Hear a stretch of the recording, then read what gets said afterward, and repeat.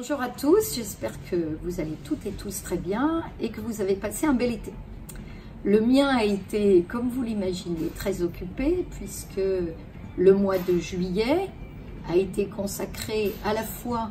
à l'installation de notre groupe politique, Renew Europe,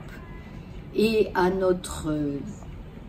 installation les uns et les autres dans les différentes commissions thématiques. Et puis parallèlement au Parlement de Strasbourg, nous avons pris nos postes d'eurodéputés, nous avons élu le président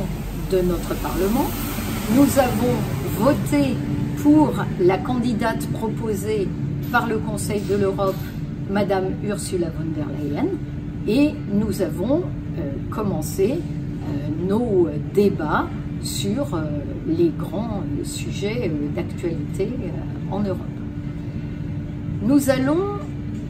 dans les mois qui viennent, procéder à une étape très importante puisque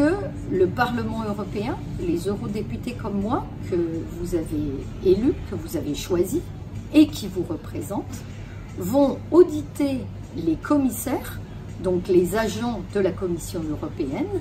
chacun dans leur domaine d'action, et nous allons faire cela dans les commissions correspondant à leur feuille de route. C'est-à-dire que la commission environnement, par exemple, va auditer à la fois le commissaire chargé du climat et du changement climatique, mais aussi celui, en l'occurrence celle, qui va s'occuper de santé et d'alimentation. J'en profite pour vous dire que nous avons été très agréablement surpris d'apprendre que la commissaire désignée est une personne extrêmement engagée à titre politique et professionnel et aussi à titre personnel dans les problématiques de la santé et en particulier du cancer. Nous allons donc auditer ces commissaires, ce qui veut dire qu'à la suite de ces auditions, où nous allons leur poser des questions, comment allez-vous faire sur tel et tel sujet, quel budget allez-vous mettre, quelles actions allez-vous mener, nous allons voter pour décider de les retenir ou au contraire de considérer qu'ils ne sont pas suffisamment capables de mener à bien leur mission ou bien qu'ils ont des parcours politiques antérieurs qui nous font craindre qu'ils ne respectent pas nos valeurs de démocratie, de liberté et de diversité au sein de l'Europe. Nous avons été très agréablement, non pas surpris, mais très satisfaits de la composition de la commission proposée par Madame von der Leyen, puisqu'elle a très fortement mis en avant l'importance du Green Deal, qui sera porté par un vice-président, Timmermans, qui aura donc pour fonction de chapeauter tout ce qui touche de près ou de loin à l'environnement, et nous répondons ainsi à la volonté très forte des électeurs, et en particulier des plus jeunes, d'aller vraiment vers la révolution climatique. Actuellement, dans les réunions du groupe Renew et dans les sessions en commission et probablement dans les sessions parlementaires, c'est-à-dire dans l'hémicycle une fois par mois, nous abordons les sujets d'urgence, l'urgence de la solution impérative et impérieuse à trouver pour le Brexit. Je ne vais pas rentrer dans les arcanes de la complexité de ce dossier, mais je pense que vous avez compris à quel point c'est un enjeu majeur pour le peuple britannique, bien sûr, mais aussi pour l'Europe. Nous parlons également du sujet qui a beaucoup occupé les esprits cet été et qui est celui des incendies dans la forêt amazonienne liés aux problèmes de déforestation.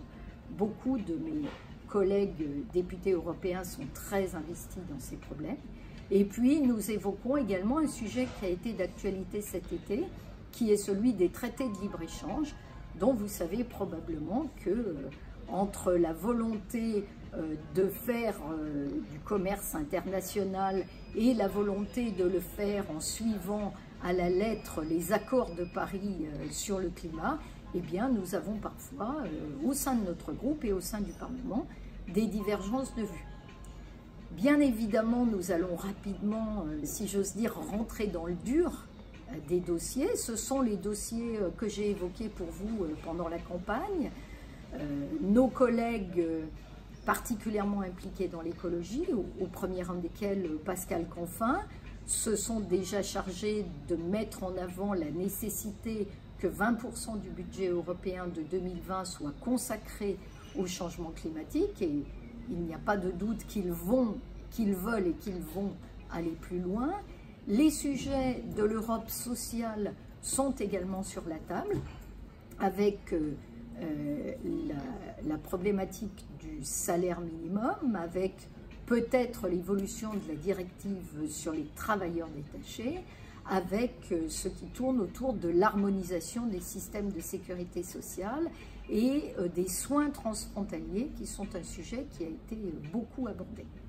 La politique agricole commune, la préservation de la biodiversité, la lutte contre la pollution